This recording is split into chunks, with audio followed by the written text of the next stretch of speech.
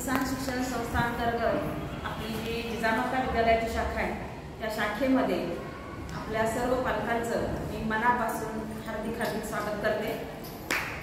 टाळ्या वाजवायला काही हरकत नाही जोरदार, कारण टाळ्या वाजवल्या की सगळ्यात महत्त्वाचं सर्क्युलेशन वाढतं आणि शरीराची जी निरोगी अवस्था चांगली राहते। त्यासाठी टाळ्या वाजवण्यासाठी काही बंधन नाही, त्यामुळे जोरदार टाळ्या वाजवणं गरजेचं आहे। माझा विषयच असा आहे मानवी शरीर क्रियाशास्त्र। मी BSc ला विद्यापीठामध्ये गोल्ड मेडलिस्ट आहे, MSc ला माझे सुपर स्पेशालिस्ट तो विषय जो आहे म्हणजे स्पेशालिटी म्हणतात तो ह्युमन फिजिओलॉजी। त्याच्यामध्ये काय सांगितलेलं आहे, क्लॅपिंग करताना किंवा टाळ्या वाजवताना आपले ॲक्युप्रेशर पॉईंट ॲक्टिवेट होतात आणि शरीराला ते चांगलं असतं। म्हणून सुरुवातीलाच काही मी बघितलं तर हेजिटेट होऊ नका। माता पालकांची जास्त संख्या आहे त्याबद्दल परत एकदा माता पालकांचा जोरदार टाळ्या वाजवून हार्दिक इतका चांगला रिस्पॉन्स मिळाला। फक्त काल एक छोटासा मेसेज आणि मुलींच्या पण मी स्वतः जाऊन सांगितलं होतं की बाळांनो, मुलींना काही गोष्टी समजत नाहीत की ऑनलाईन प्रक्रिया काय आहे। त्यासाठी पालकांना उद्या बोलवलं मी सांगा। आणि त्याचं कारण असं आहे, शासनानं दरवर्षी सप्टेंबरची मुदत असते, यावर्षी जुलैमध्येच पहिल्या आठवड्यात पूर्ण करा असा GR काढला।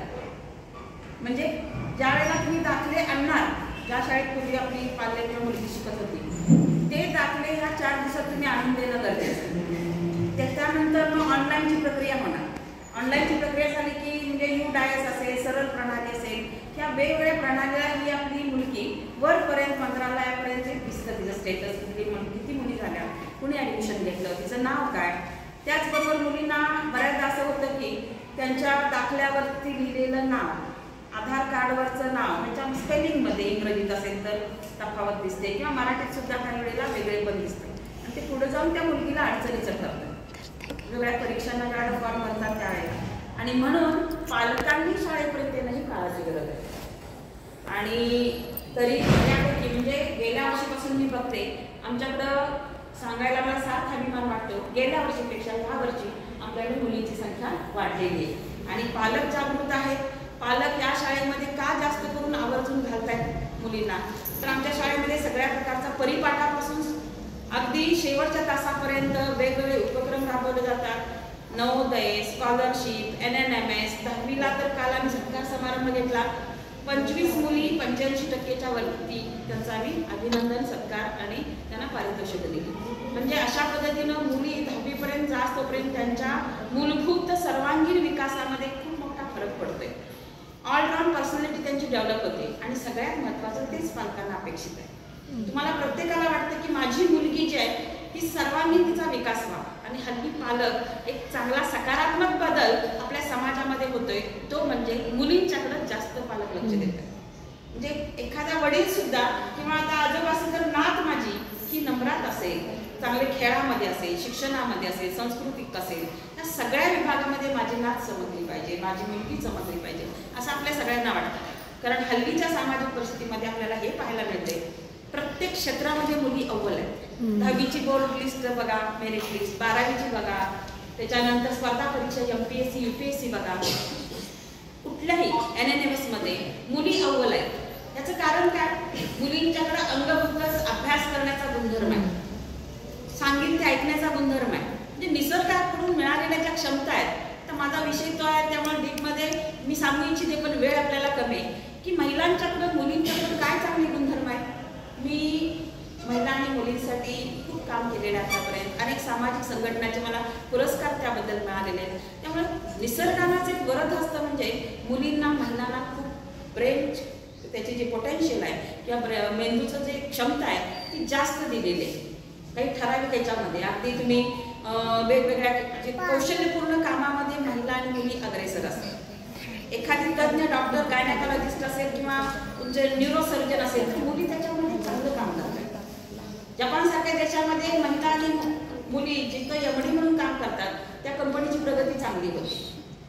कुटुंबाची बरीचशी क्षेत्र तुमची महिला सांभाळतात, आपली आई असेल किंवा बहीण असेल, तिथं त्या कुटुंबाची आर्थिक प्रगती होते, सिस्टमॅटिकपणा येतो। गृह खातंच फक्त नाही तर बरीचशी खातं महिला अगदी चांगल्या पद्धतीनं सांभाळू शकतात। आणि म्हणूनच मुलींच्याकडे जर आतापासून आपण लक्ष दिलं, तिचं फाउंडेशन चांगलं केलं, पाया मजबूत केला, तर वरती शिखराचा कळस जो आहे तो अतिशय चांगला होईल। आणि यासाठी पालकांनी विशेषतः आणि तुझ्या पालकांनी सुद्धा तिकडे लक्ष देणं काळाची गरज आहे. म्हणून पहिली बाब अशी आहे की तुम्हाला तातडीनं बोलवण्याचं कारण की दाखले आमच्याकडे 4 दिवसात यावे.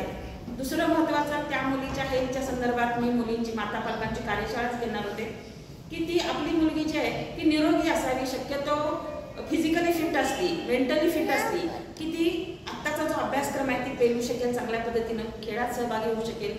आपल्या संस्थेची खेळाची पार्श्वभूमी फार मोठी आहे. आता इथे जे बसलेले आहेत त्यांना वेगळं काही सांगायला नको. क्रांतिमाता लक्ष्मीबाई नायकवडी स्वतः ग्राउंडवरती थांबायच्या आणि त्या मुलींना कोच म्हणून दिल्लीपर्यंत नॅशनल प्लेअर म्हणून घेऊन जायच्या त्यांच्या टीमला.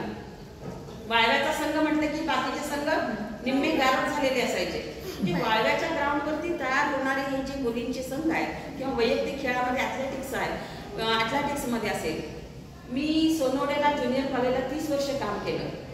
तसं बघायला गेलं तर मी सुद्धा 10वीपर्यंत सगळ्या खेळामध्ये होते. माझा कबड्डी हा खेळ होता, वैयक्तिक खेळही खेळायचे. त्यामुळे मानसिक आरोग्य चांगलं राहतं, लिडरशिप गुण तयार होतात, सांघिक भावना तयार होते, खिलाडी वृत्ती तयार होते. आणि सोनवडे या ठिकाणी सुद्धा आमचे अनेक विद्यार्थी नॅशनलला खेळले. मी बायोलॉजी हा विषय शिकवत होते. आणि सगळ्यात महत्त्वाचं की त्या ठिकाणचे पुनर्वसन म्हणून आलेले इकडे जे विद्यार्थी आहेत त्यांनी खो खोला वाळव्याच्या टीमला ते नॅशनलपर्यंत नेलं. नरेश सावंत आता क्रीडा अधिकारी झालेला आहे, तुम्हाला सगळ्यांना माहिती असेल. तर सगळ्यात महत्त्वाचं आपल्या पाल्य शिक्षणाबरोबर खेळात सुद्धा चमकला पाहिजे. त्यामुळे घरून सुद्धा बऱ्याचदा असं होतंय की काही पालक स्कॉलरशिपचे तास लावतात सकाळपासून संध्याकाळपर्यंत. ती मुलगी फक्त तासाला जाते, सकाळच्या तासाला, परत शाळेत होतं शैक्षणिक कामकाज, परत संध्याकाळी तासाला. पण मैदानावरती खेळाची सुद्धा फार गरज आहे आता. कारण त्याच्या शरीराची क्षमता, मेंदूची क्षमता जर वाढायची असेल मुलींची तर सगळ्यात महत्त्वाचं ग्राउंडवरचे मैदानी खेळ त्यांनी खेळले पाहिजे, शरीराची हालचाल झाली पाहिजे. त्यासाठी बरेचसे पालकांना माझी मुलगी पहिलाच नंबर तुमचा काढला पाहिजे. आणि शरीरानं कमकुवत असेल तर त्यांच्या गुणवत्तेचा सुद्धा काही परत फायदा होईल याची गॅरंटी नाही. आणि त्यासाठी मी सुद्धा माझा आता थोडक्यात तुम्हाला बायोजिओग्राफी सांगते. 10वी नंतर 12वी नंतर मला MBBSला ॲडमिशन मिळत असून प्लेन ग्रॅज्युएशन केलं. त्याचं कारण होतं माझे वडील त्यावेळेला प्रांत लीना हिंगळे आमच्याकडे होत्या की असं अधिकारी व्हायचं म्हणून मला सांगायचे. आणि त्यावेळेला मी स्पर्धा परीक्षा द्यायची म्हणून मग काय केलं, मेडिकलला न जाता प्लेन ग्रॅज्युएशन केलं.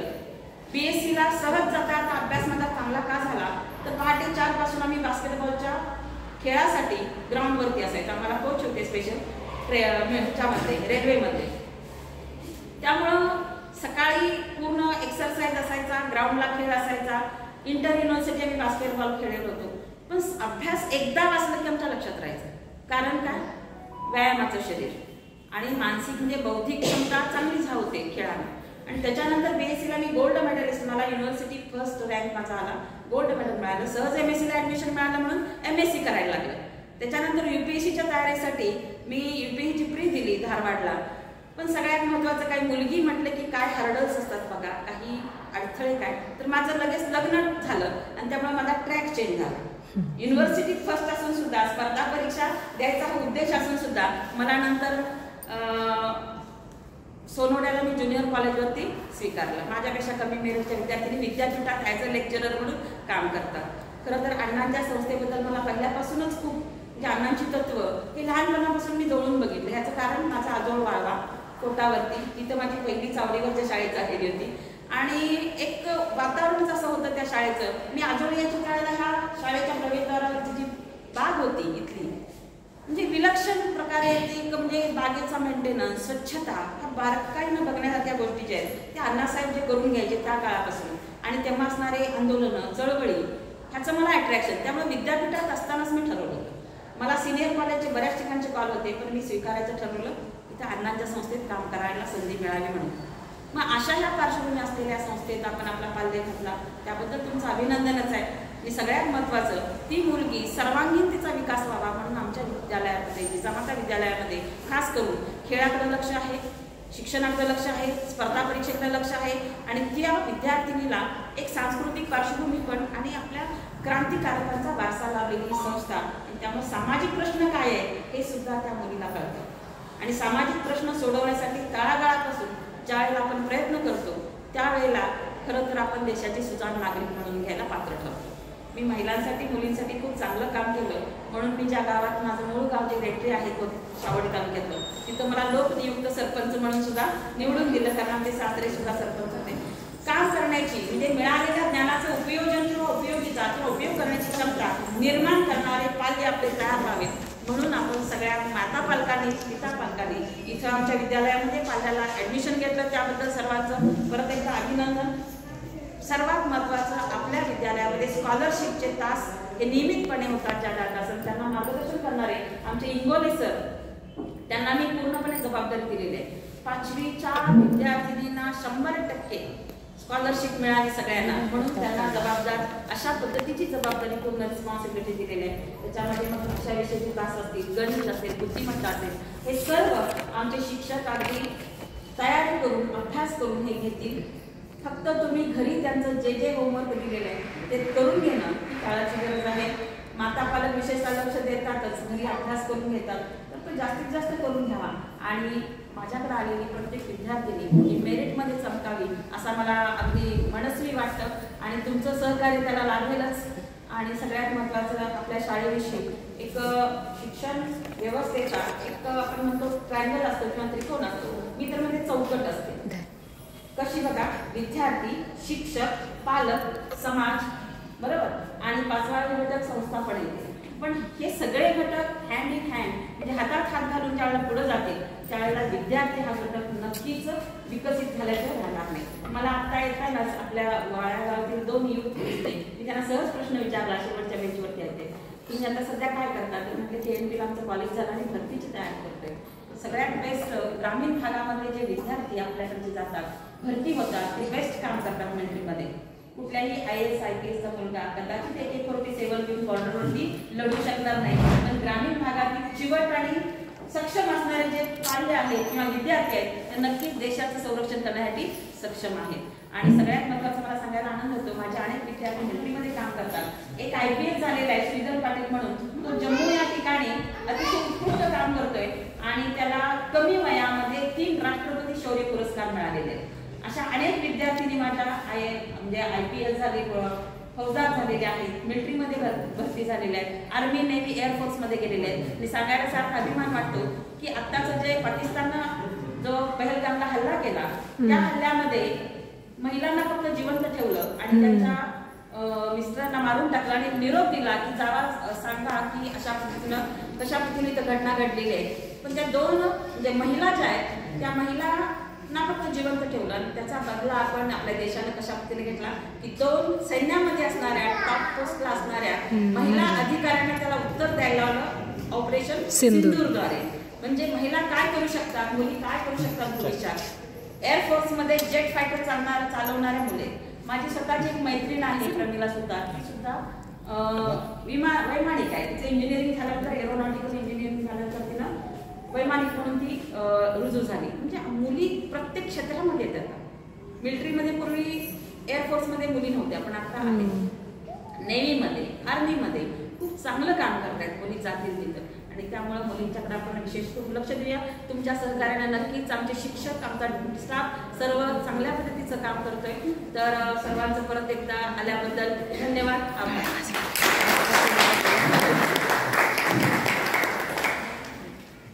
मॅडमने अत्यंत चांगल्या पद्धतीने सांगितलं की या मीटिंगचा उद्देश काय होता. खरं तर आपण 1941 नंतर 1947 आपला भारत देश स्वतंत्र झाला आणि त्यानंतर अण्णांनी ठरवलं की रचनात्मक कार्याला सुरुवात करायची. अजूनही स्वातंत्र्य सैनिकांच्या मनात स्वातंत्र्य मिळालेलं नाही. इथली जनता अजूनही दारिद्र्यामध्ये अज्ञान आहे, अंधश्रद्धा आहे. मग या जनतेचं जर प्रबोधन करायचं असेल तर कुठून सुरुवात करायची. नागनाथ अण्णांनी त्यावेळी सर्व शेतकऱ्यांना वाड्याचे एकत्र केलं आणि त्यांनी ठरवलं की शिक्षणापासून आपण सुरुवात करायची. शिक्षण हेच तारणार आहे. शिक्षणात जर मुलं शिकली, पिढी शिकली तर संपूर्ण घरदार शिकतं आणि आपोआपच घरामध्ये असणारे दारिद्र्य, घरामध्ये असणारी अंधश्रद्धा ते आपोआप नष्ट होते. त्यासाठी अण्णांनी सर्व शेतकऱ्यांच्या नावानं किसान शिक्षण संस्था ही वाळव्यात 1949ला स्थापन केली. आणि मग मुलांचं शिक्षणाची सोय झाली. परंतु त्यावेळेच्या मुली अण्णांना जाऊन भेटल्या, अण्णा तुम्ही मुलांची सोय केली, परंतु आमच्या मुलींचं काय? आम्ही 9वी-10वी शाळा सोडतोय किंवा 10वी पण जातच नाही, 5वी पर्यंत कसं शिकतोय तिथून पण आमचं लग्न होते, आमच्याही शिक्षणाची सोय झाली पाहिजे हे सांगितल्यानंतर अण्णांनी तेही पुन्हा काम केलं. ज्या पद्धतीनं 1851 मध्ये महात्मा ज्योतिबा फुलेंनी पुण्यामधल्या भिडेवाड्यामध्ये शाळा पहिली मुलीची सुरू केली आणि तिची सूत्र सगळी सावित्रीबाई फुलेंच्याकडे दिली. त्या पद्धतीनं अण्णांनी सुद्धा जिजामाता विद्यालयाची स्थापना केली आणि आपली पत्नी